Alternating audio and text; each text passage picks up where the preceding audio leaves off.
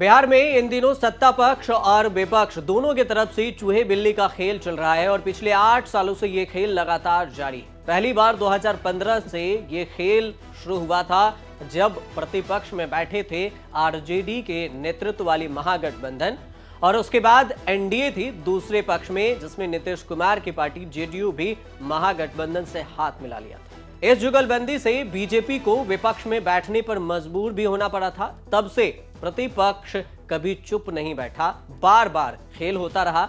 इस बार नीतीश कुमार अलग ऐलान के साथ बीजेपी के साथ हाथ मिलाए हैं। उन्होंने इस बार कहा है कि वे अब कहीं नहीं जाएंगे। नीतीश कुमार का ये बयान है।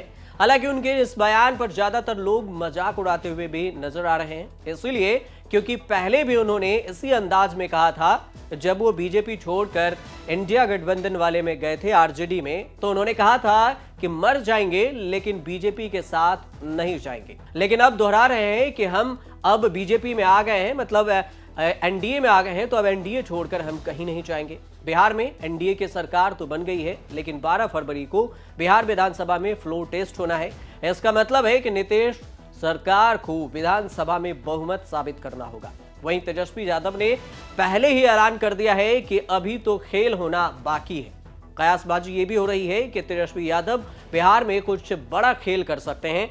अब ऐसे में सवाल उठ रहा है कि 12 फरवरी को क्या हो सकता है, तेजस्वी यादव क्या खेल कर सकते हैं। नीतीश कुमार विधानसभा में बहुमत साबित नहीं कर पाए तो फिर क्या होगा?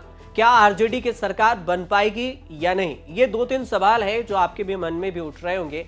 तो वहीं दूसरी तरफ तेजस्वी यादव की पत्नी राजश्री यादव को लेकर भी चर्चा हो रही है कि हो सकता है कि आरजेडी उन्हें राज्यसभा में भेज दे। लेकिन सत्ता में आरजेडी क्या कुछ खेल कर सकती है, उसे समझिए कि क्या नीतीश कुमार की सरकार 12 फरवरी को फ्लोर टेस्ट में गिर जाएगी या फिर नहीं, क्या कुछ इसका डेटा समीकरण कहता है। 28 जनवरी 2024 को नीतीश कुमार ने 128 विधायकों का समर्थन पत्र देकर 9वीं बार मुख्यमंत्री पद की शपथ ली। 78 विधायक बीजेपी के हैं तो 45 विधायक जेडीयू के हैं, एक निर्दलीय विधायक हैं और जीतन राम मांझी की पार्टी हम के 4 विधायक भी शामिल हैं। बहुमत का आंकड़ा 122 है, मतलब नीतीश कुमार के पास बहुमत से 6 विधायक ज्यादा हैं। हालांकि बिहार में आरजेडी की ओर से जिस तरह के दावे किए जा रहे हैं, कई विधायक उन लोगों के संपर्क में भी हैं और जेडीयू के कई विधायक गायब भी हैं। ऐसे में सवाल उठ रहा है कि अगर 10 से 12 विधायक विधानसभा में बहुमत साबित करने के दौरान नहीं पहुंचते हैं तो नीतीश कुमार के लिए परेशानी बढ़ सकती है। आरजेडी की सरकार बन जाए यह संभव भी नहीं दिख रहा है, क्योंकि आरजेडी, कांग्रेस और वाम दल मिलाकर कुल सीटें 115 विधायक होते हैं उनके पास।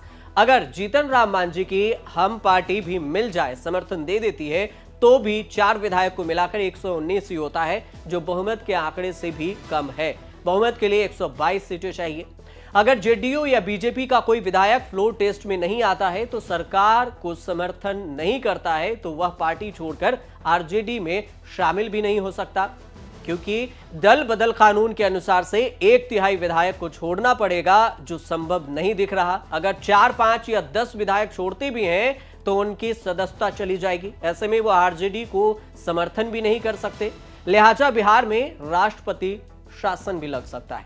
मूड ऑफ द नेशन सर्वे के अनुसार से अगर देखें कि क्या इस बार नीतीश के जाने से इंडिया को फायदा हुआ या फिर बीजेपी को फायदा, तो देखा जाए सर्वे के अनुसार से तो नीतीश कुमार के इंडिया छोड़कर जाने से बीजेपी को ज्यादा फायदा नहीं हुआ है। हाँ, इतना कह सकते हैं कि अगर नीतीश कुमार एनडीए में नहीं आती तो बीजेपी को बड़ा नुकसान होता, लेकिन कांग्रेस को कोई नुकसान नहीं दिख रहा है, क्योंकि बिहार में बीजेपी गठबंधन को 40 में से 32 सीटें मिलती हुई दिख रही है सर्वे के अनुसार से। वहीं अगर वोट शेयर की बात करें तो 2019 में जहां एनडीए का वोट शेयर 53% था बिहार में, वहीं पर 2024 में वोट शेयर गिरकर 52% पर आ सकता है, जबकि आरजेडी और कांग्रेस का वोट प्रतिशत 7% तक बढ़ता हुआ दिख रहा है। तो मतलब इंडिया को फायदा हो रहा है। पिछली लोकसभा चुनाव में एनडीए को 39 सीटें मिली थी, जबकि 1 सीट पर कांग्रेस प्रत्याशी ने जीत दर्ज की थी। यहीं आरजेडी का खाता नहीं खुला था। नीतीश कुमार की पार्टी जेडीयू को 16 सीटें मिली थी, जबकि बीजेपी ने 17 सीटों पर जीत दर्ज की थी। वहीं एनडीए में शामिल एलजेपी को 6 सीटें मिली थी। 2019 के लोकसभा चुनाव में जहां बीजेपी प्लस यानी गठबंधन की सरकार थी, उसे 32% वोट मिले थे। वहीं 22.26% वोट नीतीश कुमार की जेडीयू की झोली में गए थे। यानी एनडीए को नीतीश और बीजेपी मिलाकर 54% वोट मिले थे। इसके अलावा आरजेडी को 15.68% और कांग्रेस को 7.85% वोट मिला था। मोड ऑफ द नेशन सर्वे के अनुसार से आज अगर चुनाव हो तो एनडीए हैट्रिक लगा सकती है। 543 में से एनडीए को 335 सीटें मिलने का अनुमान है, जबकि इंडिया ब्लॉक के खाते में 166 सीटें जा सकती है। अन्य को 42 सीटें मिल सकती हैं। इनमें से बीजेपी अकेले दम पर 304 सीटों पर जीत हासिल कर सकती है। कांग्रेस को 71 और अन्य के खाते में 168 सीटें जाने का अनुमान मोड ऑफ द नेशन सर्वे में बताया गया है। देखने वाली बात यह होगी, क्या फ्लोर टेस्ट में नीतीश कुमार अपने विधायक के बहुमत को साबित कर पाते हैं या वाकई में तेजस्वी यादव आरजेडी की तरफ से बड़ा खेल कर सकते हैं। आप देखते रहिए न्यूज़ तक।